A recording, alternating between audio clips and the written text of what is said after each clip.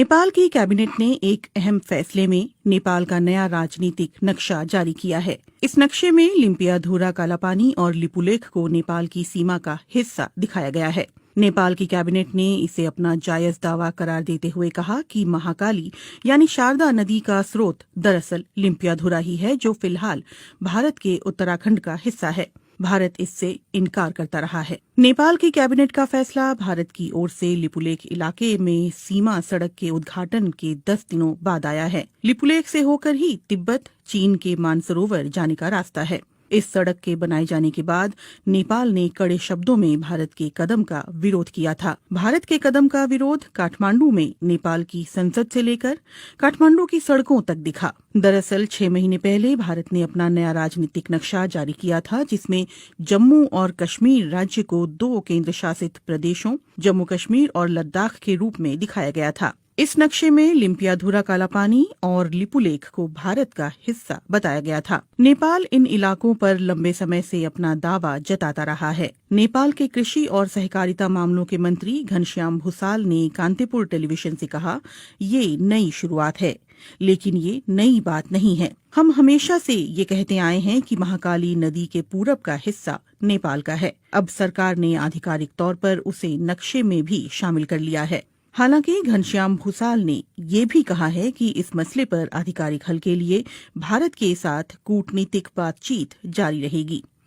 माना जा रहा है कि दोनों देशों के बीच विदेश सचिव स्तर की बातचीत कोविड-19 संकट के खत्म होने के बाद हो सकती है। सोमवार को हुए नेपाली कैबिनेट के फैसले के बाद माना जा रहा है कि नेपाल की सरकार अपने अधिकारियों और स्थानीय निकायों को सरकारी दफ्तरों में इस नए नक्शे के इस्तेमाल के लिए कहेगी। इस नक्शे को शैक्षणिक संस्थानों में भी पढ़ाया जाएगा और दूसरे साझेदारों के साथ शेयर किया जाएगा। कालापानी और गुंजी के रास्ते लिपुलेख तक नई सड़क के उद्घाटन के भारत के एकतरफा फैसले के बाद नेपाल ने कालापानी और लिपुलेख क्षेत्रों पर अपने पुराने दावों को फिर दोहराया और काठमांडू में भारत के राजदूत और भारतीय विदेश मंत्रालय को नेपाल की चिंताओं से अवगत कराया था। इससे पहले नेपाल ने कहा था कि भारत ने जिस सड़क का निर्माण उसकी जमीन पर किया है, वो जमीन भारत को लीज पर तो दी जा सकती है, लेकिन उस पर दावा नहीं छोड़ा जा सकता। बुधवार को लिपुलेख विवाद पर नेपाल के प्रधानमंत्री केपी शर्मा ओली ने एक सर्वदलीय बैठक बुलाई थी, जिसमें पूर्व प्रधानमंत्रियों ने भी हिस्सा लिया था।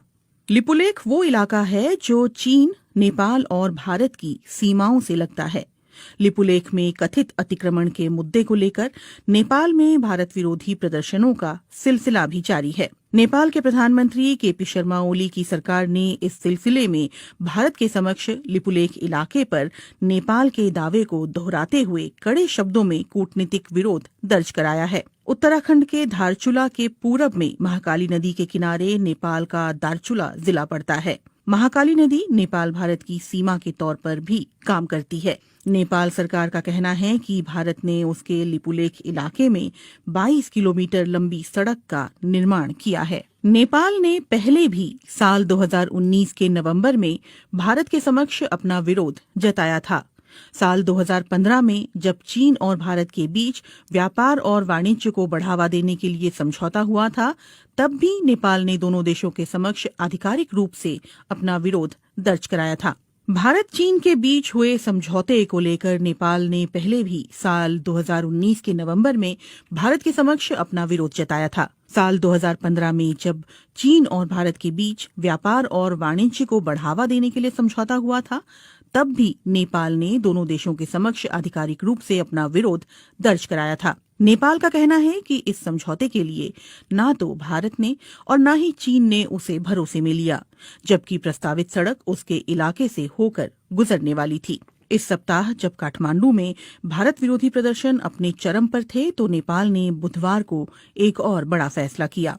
उसने पहली बार महाकाली नदी से लगे सीमावर्ती इलाके में आर्म्ड पुलिस फोर्स एपीएफ की एक टीम भेजी है।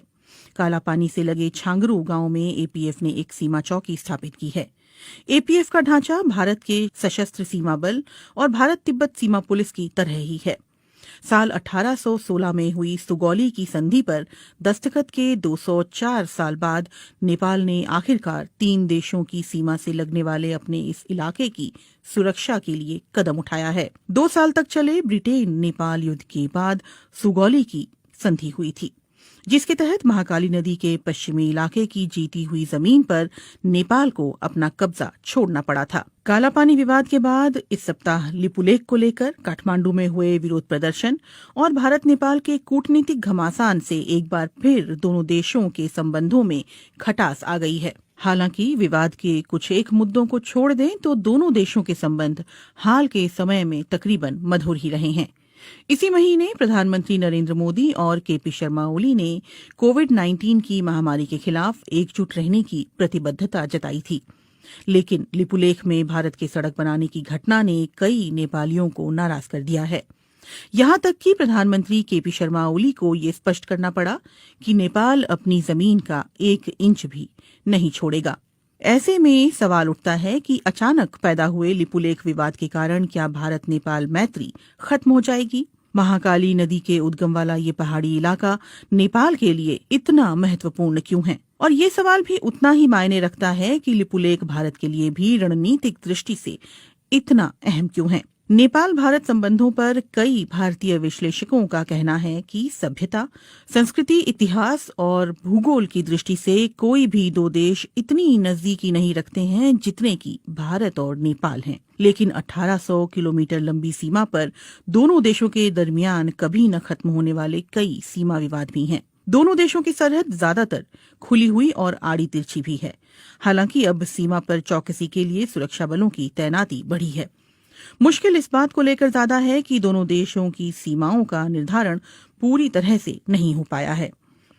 महाकाली यानी शारदा और गंडक यानी नारायणी जैसी नदियां दोनों इलाकों में सीमांकन तय करती हैं।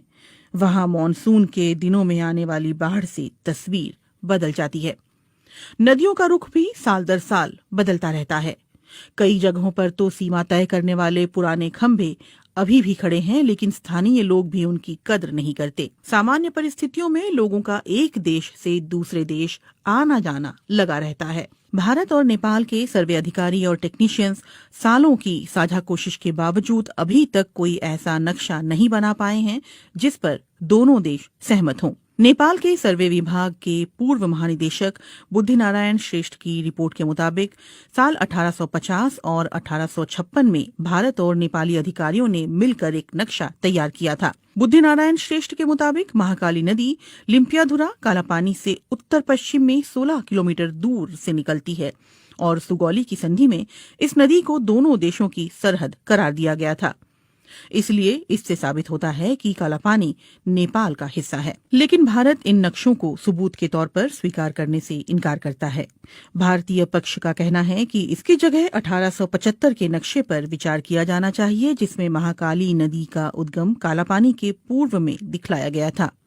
गौरतलब है कि 1875 के नक्शे पर नेपाल के दस्तखत नहीं हैं। काठमांडू में इस मामले पर जानकारी रखने वाले अधिकारियों का कहना है कि नेपाल और भारत की सीमा के निर्धारण का काम ज्यादातर पूरा कर लिया गया है। हालांकि नदी वाले इलाकों में ये काम पूरा नहीं हो पाया है। नेपाल की पश्चिमी सीमा पर महाकाली नदी और दक्षिणी सीमा पर गंडक नदी दोनों देशों की सीमा निर्धारण करती है, लेकिन यहाँ नक्शा तय करने का काम अभी भी अधूरा है।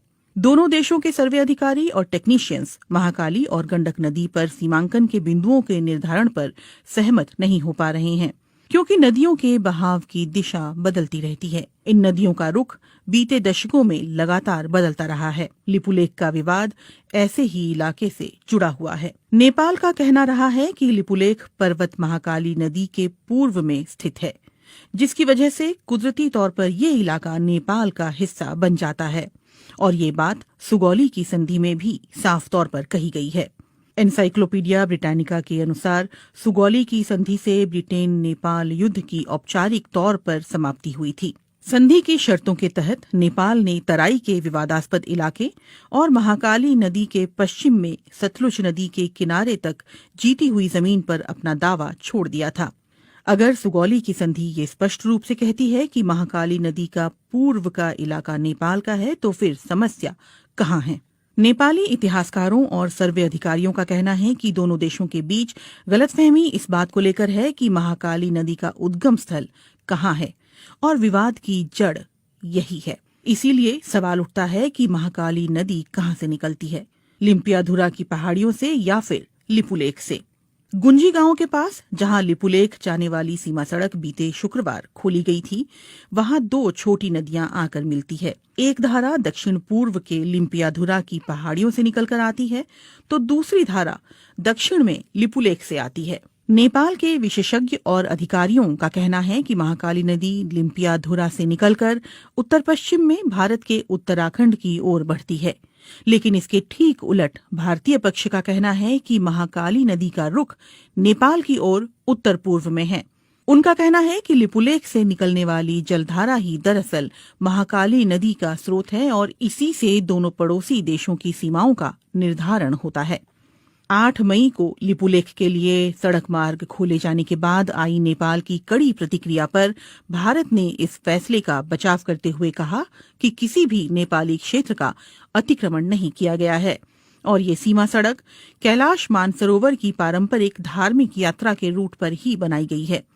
लेकिन नेपाली इतिहासकारों, अधिकारियों और जहां से भारत ने 8 मई को लिपुलेख जाने वाली सड़क का रास्ता खोला है, यानी गुंजी गांव के लोगों का ये कहना है कि नेपाली पक्ष के पास इस बात को लेकर पर्याप्त सबूत हैं कि सुगौली की संधि के अनुसार लिपुलेख और उस इलाके के कई गांव नेपाली क्षेत्र में आते हैं। विवाद दूसरे इलाकों को लेकर भी है। नेपाल की सरकार लगातार इस बात पर जोर देती रही है कि लिपुलेख और गुंजी गांव के अलावा भारत ने महाकाली नदी के उत्तर में उससे लगे कई इलाकों पर भी अपना कब्जा कर रखा है, जिसमें कालापानी भी शामिल है। कालापानी में भारत चीन युद्ध के दौरान 1950 में आईटीबीपी ने अपनी चौकी स्थापित की थी। इसके अलावा सुदूर पश्चिम में स्थित लिम्पियाधुरा को लेकर भी दोनों देशों के बीच विवाद है। वहीं नेपाल की राष्ट्रीय राजनीति में 3 दशक से भी ज्यादा समय से महाकाली कालापानी का मुद्दा उठता रहा है। नेपाल के सर्वे विभाग के अधिकारियों का कहना है कि लिपुलेख और कालापानी हिमालय क्षेत्र के सुदूर इलाके हैं जहां पहुंचना बहुत मुश्किल है और वहां कोई इंसानी आबादी नहीं रहती। यही वजह है कि नेपाल ने वहां सीमा सुरक्षा चौकी स्थापित नहीं की। अधिकारी ये भी कहते हैं कि सुगौली की संधि के अलावा नेपाल के पास और भी सबूत हैं, जिनमें संधि पर दस्तखत से पहले ब्रितानी अधिकारियों को लिखी चिट्ठी और उस दौर के दस्तावेज शामिल हैं। नेपाल कालापानी और गुंजी के स्थानीय लोगों की मालगुजारी रसीद और नेपाली मतदाता होने का पहचान पत्र भी सबूत के तौर पर दिखा रहा है। इसके अलावा साल 1908 में मानसरोवर की यात्रा करने वाले भारतीय संत योगी भगवान श्रीहंस और 30 और 40 के दशक में वहां जाने वाले स्वामी प्रणवानंद ने भी अपने यात्रा संस्मरणों में लिपुलेख के दक्षिण में छांगरू गांव में नेपाली सुरक्षा कर्मियों की मौजूदगी के बारे में विस्तार से लिखा है। कई नेपाली अधिकारियों और पत्रकारों ने बीते दशकों में कालापानी की यात्रा के बाद वहां के स्थानीय लोगों के पास मौजूद उनके नेपाली दस्तावेज इकट्ठा किए हैं। इनमें लिपुलेख से लगे गुंजी गांव और कालापानी के आसपास के गांव भी शामिल हैं। भारत नेपाल के दावे को खारिज करता रहा है। काठमांडू में भारतीय दूतावास और उसके विदेश मंत्रालय ने अपनी तरफ से माहौल शांत करने की कोशिश करते हुए कहा है कि दोनों देशों के विदेश सचिव स्तर की वार्ता में इन मुद्दों पर बात की जाएगी। नेपाल में संसद से सड़क तक भारत विरोधी नारे गूंज रहे हैं और इसके बावजूद कालापानी और लिपुलेख को लेकर दोनों देशों के बीच छिड़ा विवाद सुलझता हुआ नहीं दिख रहा। नेपाल की कैबिनेट ने एक अहम फैसले में नेपाल का नया राजनीतिक नक्शा जारी किया है। इस नक्शे में लिम्पियाधुरा, कालापानी और लिपुलेख को नेपाल की सीमा का हिस्सा दिखाया गया है। नेपाल की कैबिनेट ने इसे अपना जायज दावा करार देते हुए कहा कि महाकाली यानी शारदा नदी का स्रोत दरअसल लिम्पियाधुरा ही है, जो फिलहाल भारत के उत्तराखंड का हिस्सा है। भारत इससे इनकार करता रहा है। नेपाल की कैबिनेट का फैसला भारत की ओर से लिपुलेख इलाके में सीमा सड़क के उद्घाटन के 10 दिनों बाद आया है। लिपुलेख से होकर ही तिब्बत, चीन के मानसरोवर जाने का रास्ता है। इस सड़क के बनाए जाने के बाद नेपाल ने कड़े शब्दों में भारत के कदम का विरोध किया था। भारत के कदम का विरोध काठमांडू में नेपाल की संसद से लेकर काठमांडू की सड़कों तक दिखा। दरअसल 6 महीने पहले भारत ने अपना नया राजनीतिक नक्शा जारी किया था, जिसमें जम्मू और कश्मीर राज्य को 2 केंद्र शासित प्रदेशों जम्मू कश्मीर और लद्दाख के रूप में दिखाया गया था। इस नक्शे में लिम्पियाधुरा काला पानी और लिपुलेख को भारत का हिस्सा बताया गया था। नेपाल इन इलाकों पर लंबे समय से अपना दावा जताता रहा है। नेपाल के कृषि और सहकारिता मामलों के मंत्री घनश्याम भूसाल ने कांतिपुर टेलीविजन से कहा, ये नई शुरुआत है, लेकिन ये नई बात नहीं है। हम हमेशा से ये कहते आए हैं कि महाकाली नदी के पूरब का हिस्सा नेपाल का है। अब सरकार ने आधिकारिक तौर पर उसे नक्शे में भी शामिल कर लिया है। हालांकि घनश्याम भूसाल ने ये भी कहा है कि इस मसले पर आधिकारिक हल के लिए भारत के साथ कूटनीतिक बातचीत जारी रहेगी।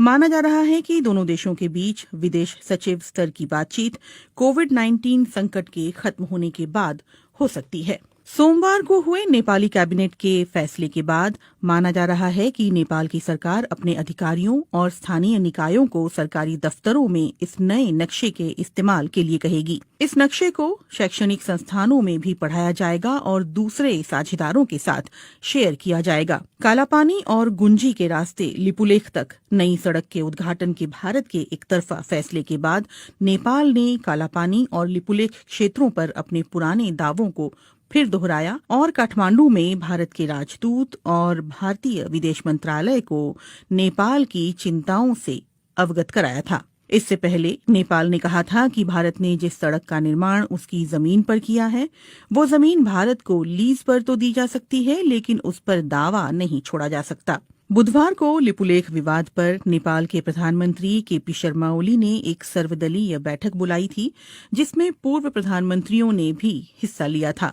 लिपुलेख वो इलाका है जो चीन, नेपाल और भारत की सीमाओं से लगता है।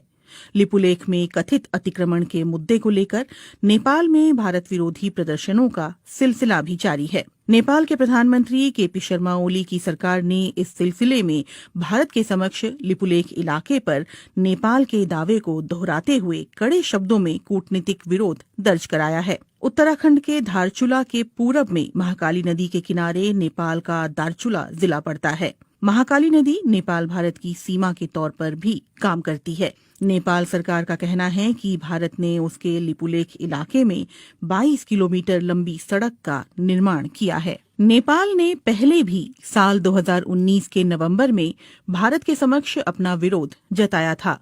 साल 2015 में जब चीन और भारत के बीच व्यापार और वाणिज्य को बढ़ावा देने के लिए समझौता हुआ था, तब भी नेपाल ने दोनों देशों के समक्ष आधिकारिक रूप से अपना विरोध दर्ज कराया था। भारत चीन के बीच हुए समझौते को लेकर नेपाल ने पहले भी साल 2019 के नवंबर में भारत के समक्ष अपना विरोध जताया था। साल 2015 में जब चीन और भारत के बीच व्यापार और वाणिज्य को बढ़ावा देने के लिए समझौता हुआ था, तब भी नेपाल ने दोनों देशों के समक्ष आधिकारिक रूप से अपना विरोध दर्ज कराया था। नेपाल का कहना है कि इस समझौते के लिए ना तो भारत ने और ना ही चीन ने उसे भरोसे में लिया, जबकि प्रस्तावित सड़क उसके इलाके से होकर गुजरने वाली थी।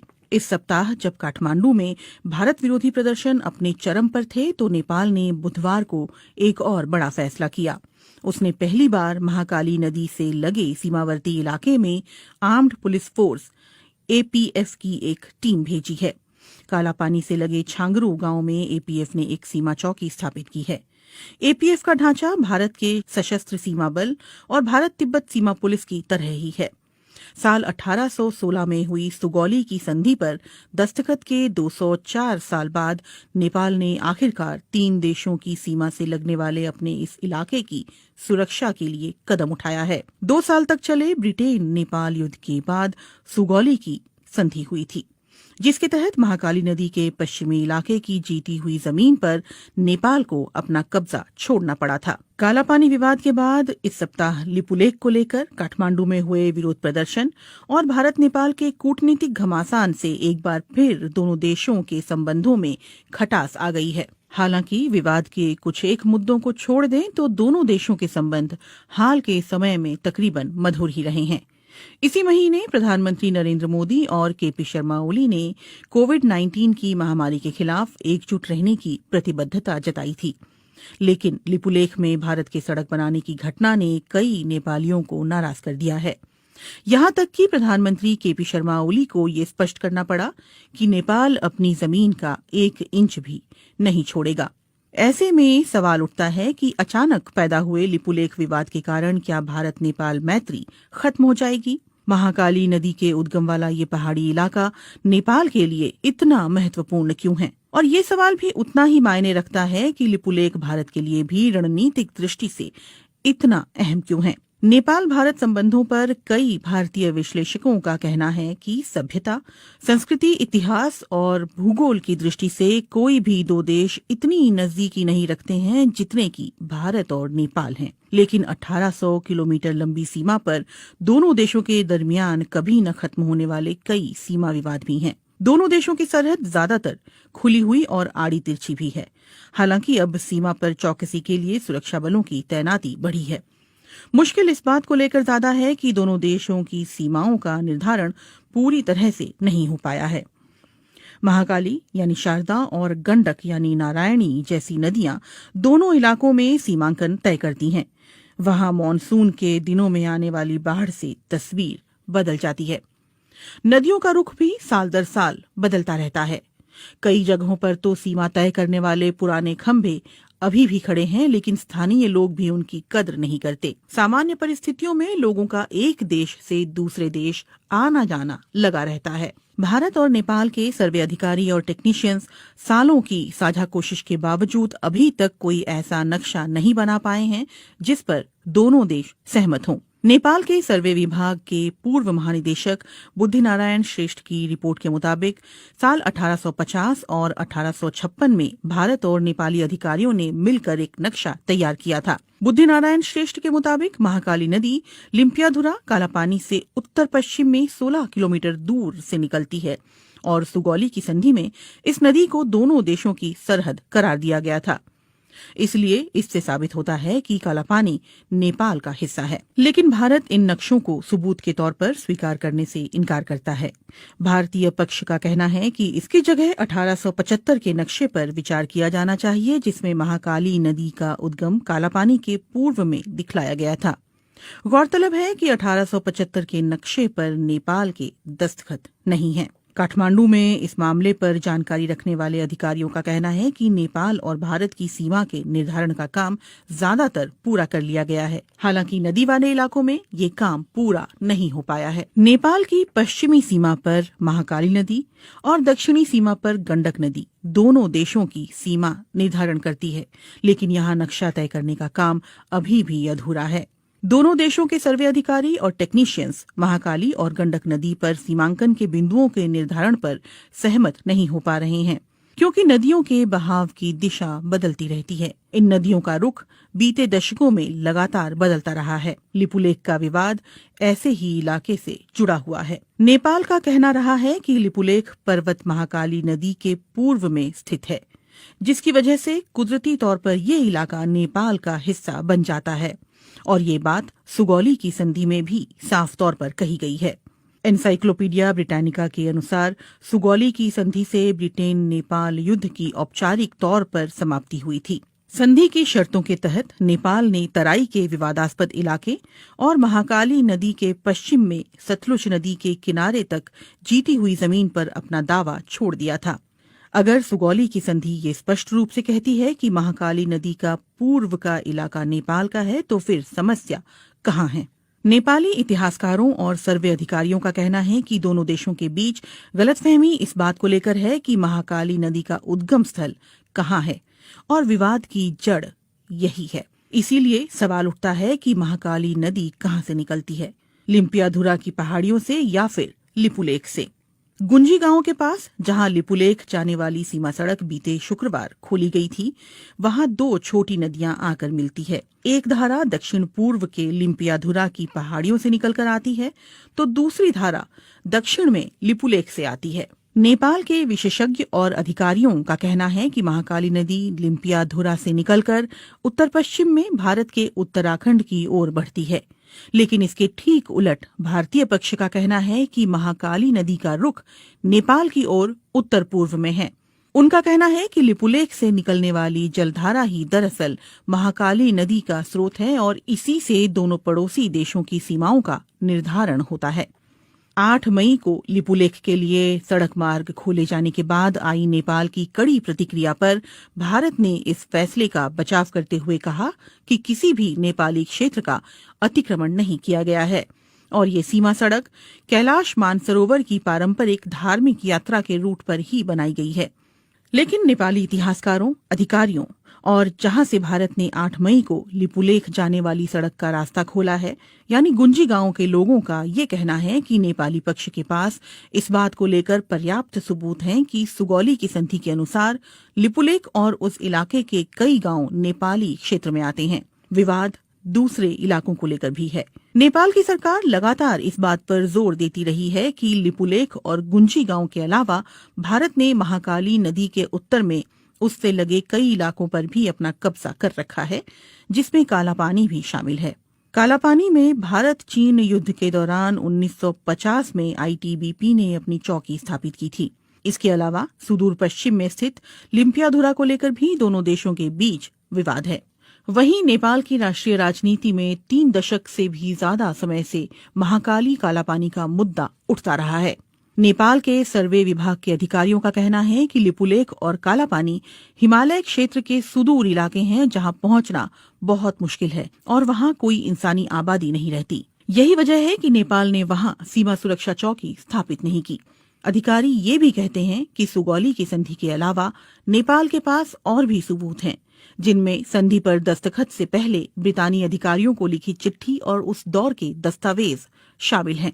नेपाल कालापानी और गुंजी के स्थानीय लोगों की मालगुजारी रसीद और नेपाली मतदाता होने का पहचान पत्र भी सबूत के तौर पर दिखा रहा है।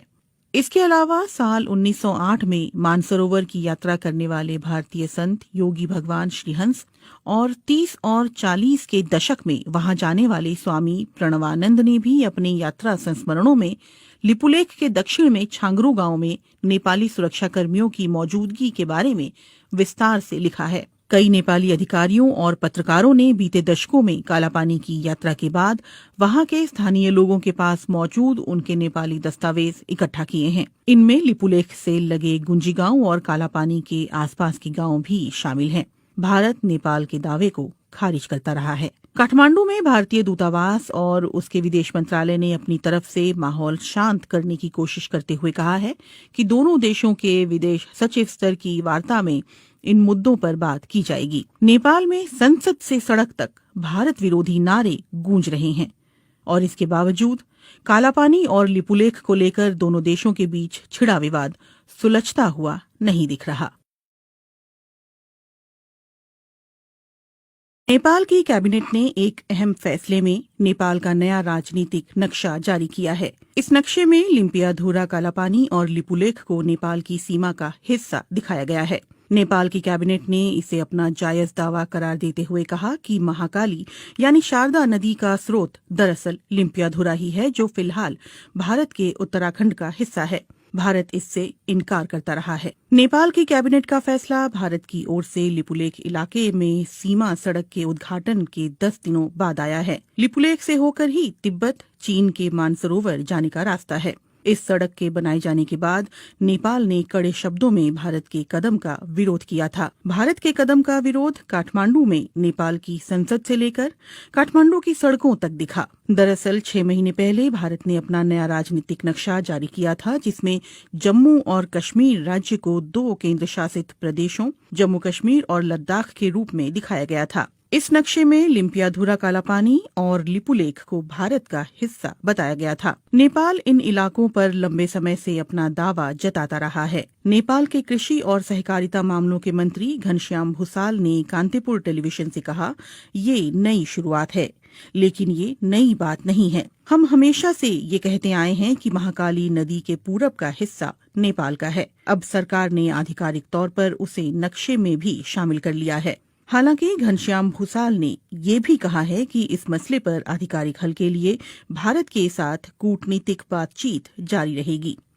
माना जा रहा है कि दोनों देशों के बीच विदेश सचिव स्तर की बातचीत कोविड-19 संकट के खत्म होने के बाद हो सकती है। सोमवार को हुए नेपाली कैबिनेट के फैसले के बाद माना जा रहा है कि नेपाल की सरकार अपने अधिकारियों और स्थानीय निकायों को सरकारी दफ्तरों में इस नए नक्शे के इस्तेमाल के लिए कहेगी। इस नक्शे को शैक्षणिक संस्थानों में भी पढ़ाया जाएगा और दूसरे साझेदारों के साथ शेयर किया जाएगा। कालापानी और गुंजी के रास्ते लिपुलेख तक नई सड़क के उद्घाटन के भारत के एक तरफा फैसले के बाद नेपाल ने कालापानी और लिपुलेख क्षेत्रों पर अपने पुराने दावों को फिर दोहराया और काठमांडू में भारत के राजदूत और भारतीय विदेश मंत्रालय को नेपाल की चिंताओं से अवगत कराया था। इससे पहले नेपाल ने कहा था कि भारत ने जिस सड़क का निर्माण उसकी जमीन पर किया है, वो जमीन भारत को लीज पर तो दी जा सकती है, लेकिन उस पर दावा नहीं छोड़ा जा सकता। बुधवार को लिपुलेख विवाद पर नेपाल के प्रधानमंत्री केपी शर्मा ओली ने एक सर्वदलीय बैठक बुलाई थी, जिसमें पूर्व प्रधानमंत्रियों ने भी हिस्सा लिया था। लिपुलेख वो इलाका है जो चीन, नेपाल और भारत की सीमाओं से लगता है। लिपुलेख में कथित अतिक्रमण के मुद्दे को लेकर नेपाल में भारत विरोधी प्रदर्शनों का सिलसिला भी जारी है। नेपाल के प्रधानमंत्री केपी शर्मा ओली की सरकार ने इस सिलसिले में भारत के समक्ष लिपुलेख इलाके पर नेपाल के दावे को दोहराते हुए कड़े शब्दों में कूटनीतिक विरोध दर्ज कराया है। उत्तराखंड के धारचूला के पूरब में महाकाली नदी के किनारे नेपाल का दारचूला जिला पड़ता है। महाकाली नदी नेपाल भारत की सीमा के तौर पर भी काम करती है। नेपाल सरकार का कहना है कि भारत ने उसके लिपुलेख इलाके में 22 किलोमीटर लंबी सड़क का निर्माण किया है। नेपाल ने पहले भी साल 2019 के नवंबर में भारत के समक्ष अपना विरोध जताया था। साल 2015 में जब चीन और भारत के बीच व्यापार और वाणिज्य को बढ़ावा देने के लिए समझौता हुआ था, तब भी नेपाल ने दोनों देशों के समक्ष आधिकारिक रूप से अपना विरोध दर्ज कराया था। भारत चीन के बीच हुए समझौते को लेकर नेपाल ने पहले भी साल 2019 के नवंबर में भारत के समक्ष अपना विरोध जताया था। साल 2015 में जब चीन और भारत के बीच व्यापार और वाणिज्य को बढ़ावा देने के लिए समझौता हुआ था, तब भी नेपाल ने दोनों देशों के समक्ष आधिकारिक रूप से अपना विरोध दर्ज कराया था। नेपाल का कहना है कि इस समझौते के लिए न तो भारत ने और न ही चीन ने उसे भरोसे में लिया, जबकि प्रस्तावित सड़क उसके इलाके से होकर गुजरने वाली थी। इस सप्ताह जब काठमांडू में भारत विरोधी प्रदर्शन अपने चरम पर थे, तो नेपाल ने बुधवार को एक और बड़ा फैसला किया। उसने पहली बार महाकाली नदी से लगे सीमावर्ती इलाके में आर्म्ड पुलिस फोर्स एपीएफ की एक टीम भेजी है। कालापानी से लगे छांगरू गांव में एपीएफ ने एक सीमा चौकी स्थापित की है। एपीएफ का ढांचा भारत के सशस्त्र सीमा बल और भारत तिब्बत सीमा पुलिस की तरह ही है। साल 1816 में हुई सुगौली की संधि पर दस्तखत के 204 साल बाद नेपाल ने आखिरकार 3 देशों की सीमा से लगने वाले अपने इस इलाके की सुरक्षा के लिए कदम उठाया है। 2 साल तक चले ब्रिटेन नेपाल युद्ध के बाद सुगौली की संधि हुई थी, जिसके तहत महाकाली नदी के पश्चिमी इलाके की जीती हुई जमीन पर नेपाल को अपना कब्जा छोड़ना पड़ा था। कालापानी विवाद के बाद इस सप्ताह लिपुलेख को लेकर काठमांडू में हुए विरोध प्रदर्शन और भारत नेपाल के कूटनीतिक घमासान से एक बार फिर दोनों देशों के संबंधों में खटास आ गई है। हालांकि विवाद के कुछ एक मुद्दों को छोड़ दें तो दोनों देशों के संबंध हाल के समय में तकरीबन मधुर ही रहे हैं। इसी महीने प्रधानमंत्री नरेंद्र मोदी और केपी शर्मा ओली ने कोविड-19 की महामारी के खिलाफ एकजुट रहने की प्रतिबद्धता जताई थी, लेकिन लिपुलेख में भारत के सड़क बनाने की घटना ने कई नेपालियों को नाराज कर दिया है। यहां तक कि प्रधानमंत्री केपी शर्मा ओली को ये स्पष्ट करना पड़ा कि नेपाल अपनी जमीन का 1 इंच भी नहीं छोड़ेगा।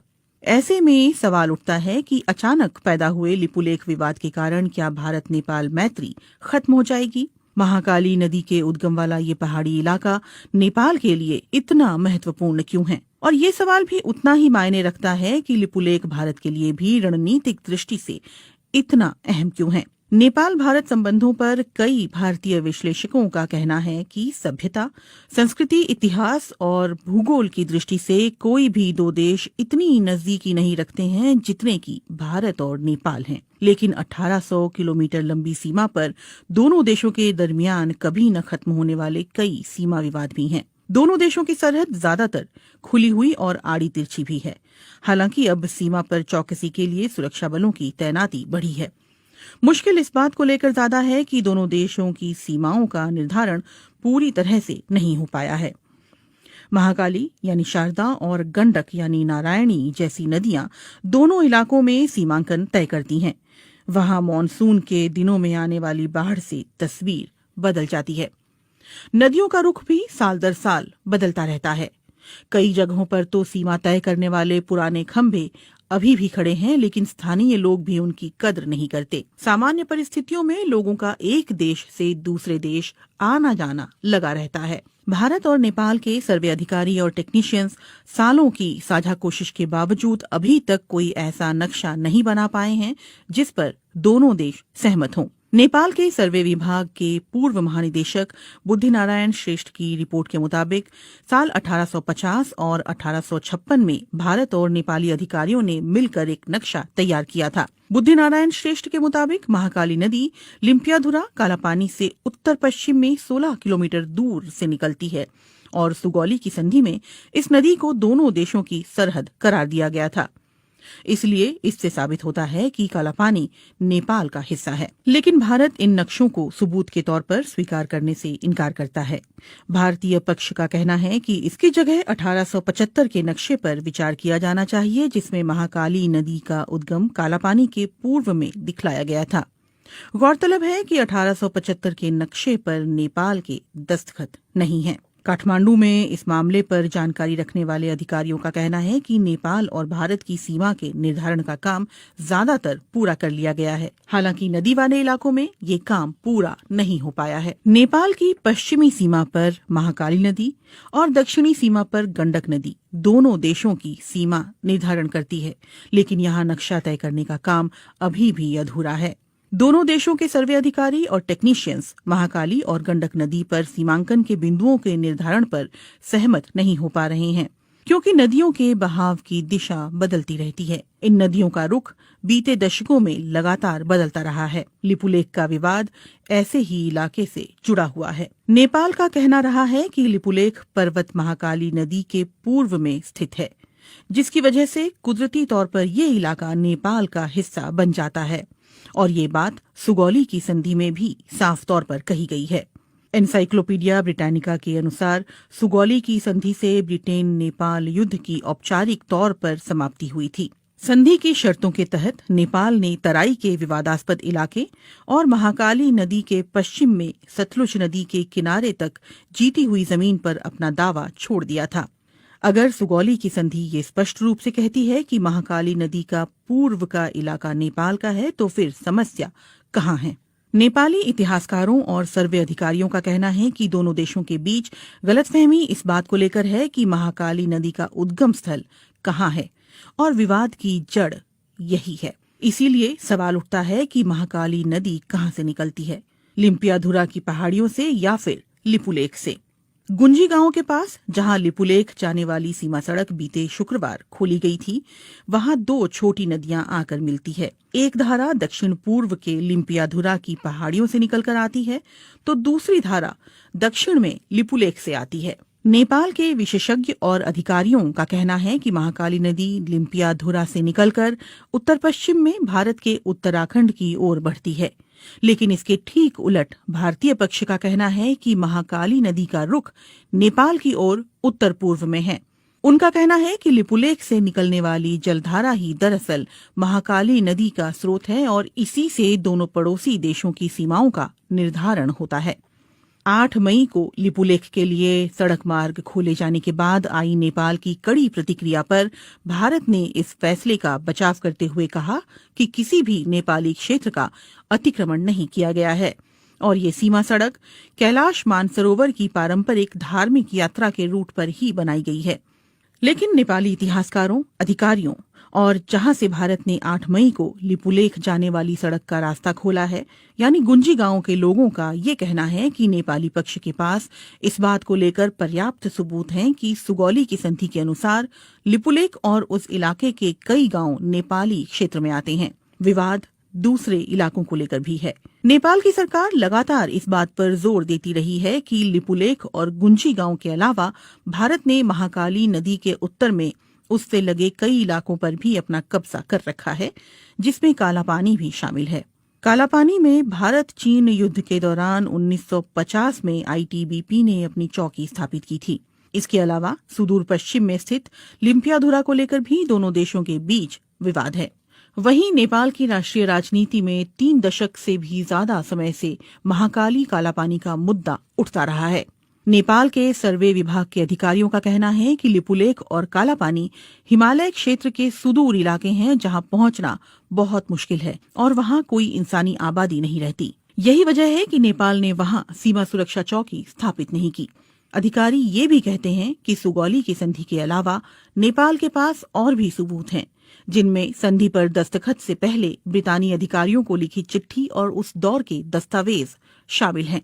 नेपाल कालापानी और गुंजी के स्थानीय लोगों की मालगुजारी रसीद और नेपाली मतदाता होने का पहचान पत्र भी सबूत के तौर पर दिखा रहा है। इसके अलावा साल 1908 में मानसरोवर की यात्रा करने वाले भारतीय संत योगी भगवान श्रीहंस और 30 और 40 के दशक में वहां जाने वाले स्वामी प्रणवानंद ने भी अपने यात्रा संस्मरणों में लिपुलेख के दक्षिण में छांगरू गांव में नेपाली सुरक्षा कर्मियों की मौजूदगी के बारे में विस्तार से लिखा है। कई नेपाली अधिकारियों और पत्रकारों ने बीते दशकों में कालापानी की यात्रा के बाद वहां के स्थानीय लोगों के पास मौजूद उनके नेपाली दस्तावेज इकट्ठा किए हैं। इनमें लिपुलेख से लगे गुंजी गांव और कालापानी के आसपास के गांव भी शामिल हैं।